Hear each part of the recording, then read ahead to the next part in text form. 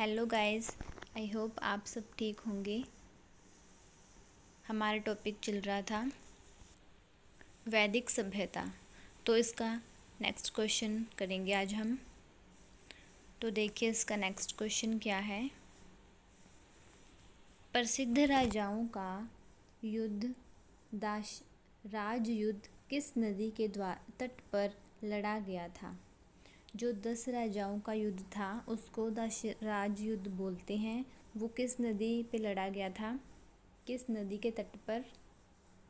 तो वो पुरुषणी नदी के तट पर लड़ा गया था। नेक्स्ट क्वेश्चन है, धर्मशास्त्रों में भू राजस्व की दर क्या है?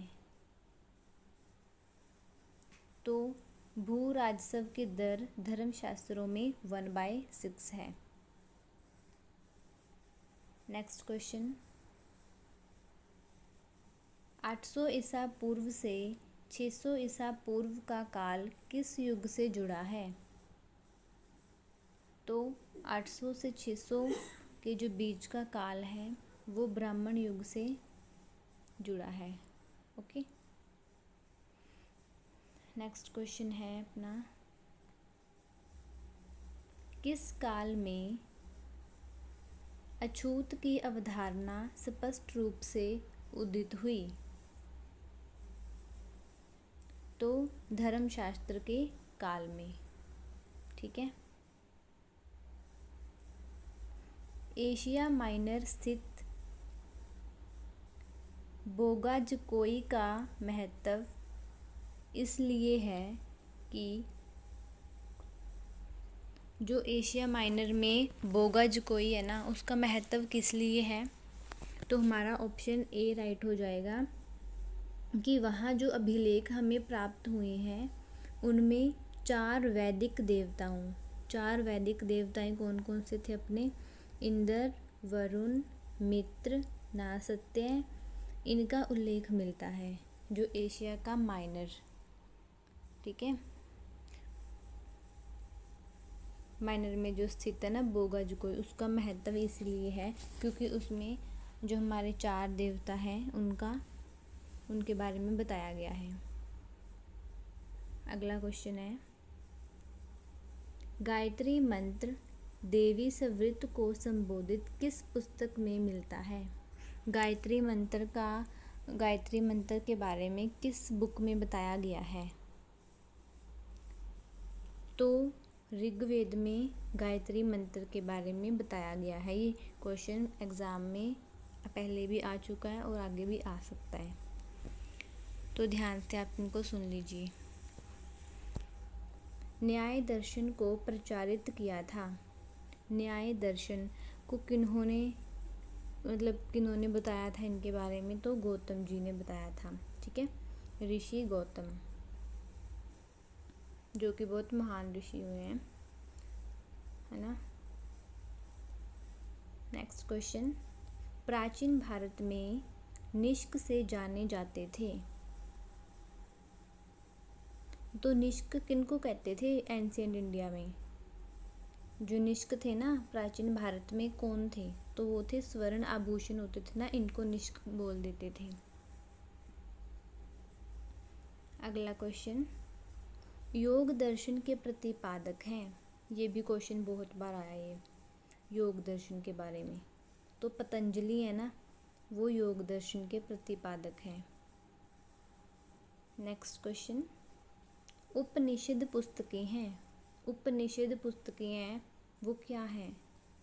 तो वो दर्शन के बारे में बताया गया है उपनिषद पुस्तकों में। आगे हमने ये मैच करने हैं कि जो ऋग्वेद में है क्या है, यजुर्वेद में किस बारे में बताया गया है, सामवेद में और अथर्ववेद में। हमारे 4 वेद थे, ऋग्वेद, यजुर्वेद, सामवेद, अथर्ववेद, और सबसे पुराना है वेद वो है ऋग्वेद। और ऋग्वेद में हमने अभी देखा है कि गायत्री मंत्र के बारे में बताया गया है, और सामवेद में संगीत के बारे में, ये हम पढ़ चुके थे हमारी लास्ट वीडियो में। ओके, तो अब इनको मैच कर लेते हैं हम। जो ऋग्वेद है उनमें क्या बताया गया है? तो ऋग्वेद में स्तोत्र और प्रार्थनाएं हैं, ठीक है। यजुर्वेद में किसके बारे में बताया गया है, जो कर्मकांड वगैरह इसमें। और सामवेद में आपको बता चुकी हूँ, संगीत के बारे में है। और अथर्ववेद में जो ये जादू टोना तंत्र मंत्र होते हैं, ये सब ये किसमें आते हैं, अथर्ववेद में, ठीक है।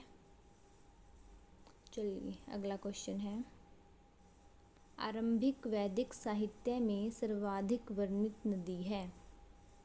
जो हमारा जब वैदिक साहित्य शुरू हुआ था ना, तो सबसे ज़्यादा बार जो किस नदी का जिक्र हुआ है, सिंधु नदी का, ठीक है।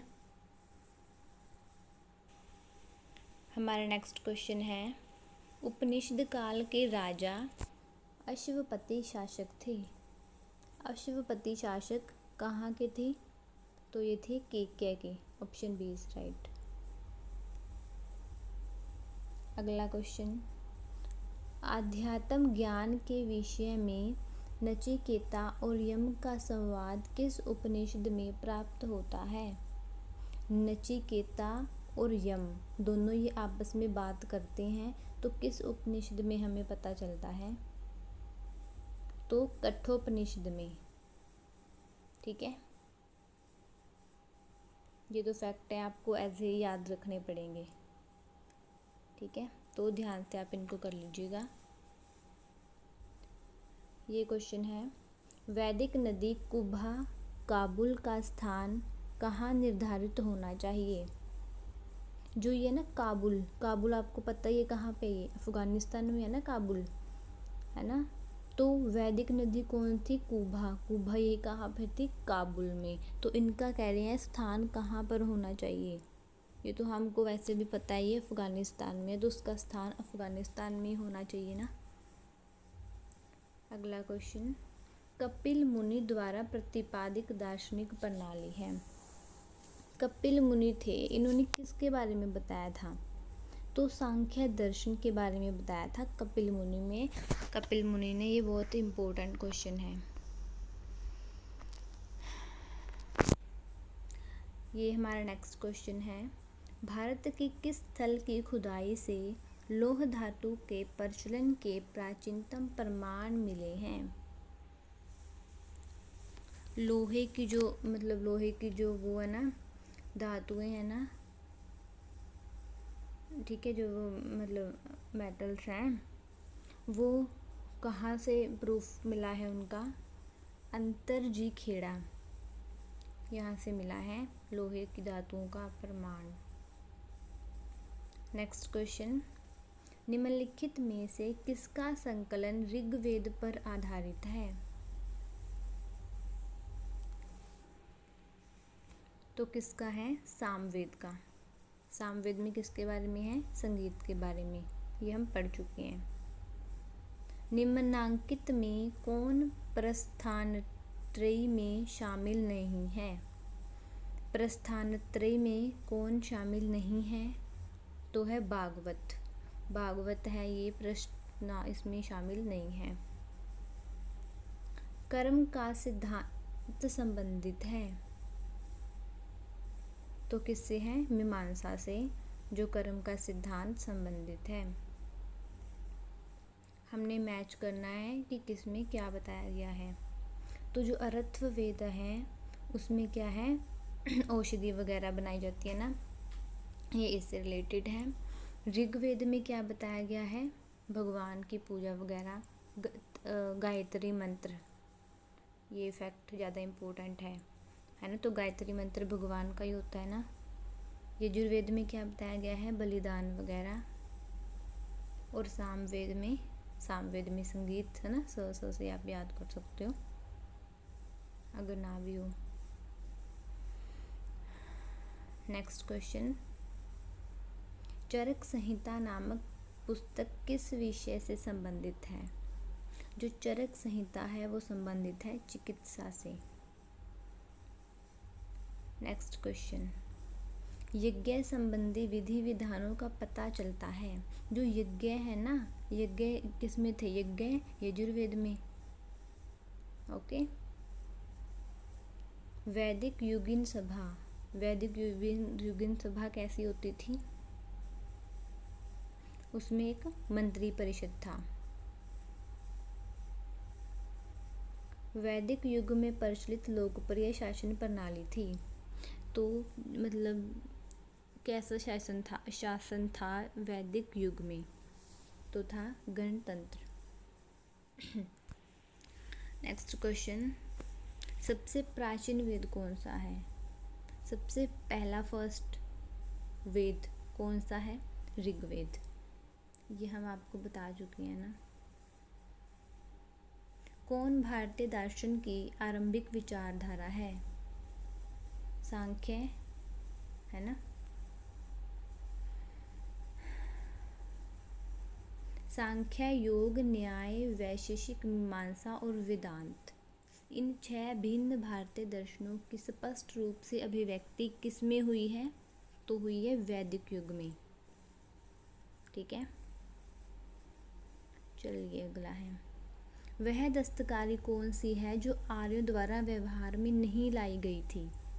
तो आर्यों को पहले क्या लोहार नहीं पता था, लोहे का पता ही नहीं था, तो लोहार भी कहाँ से लाना था ना।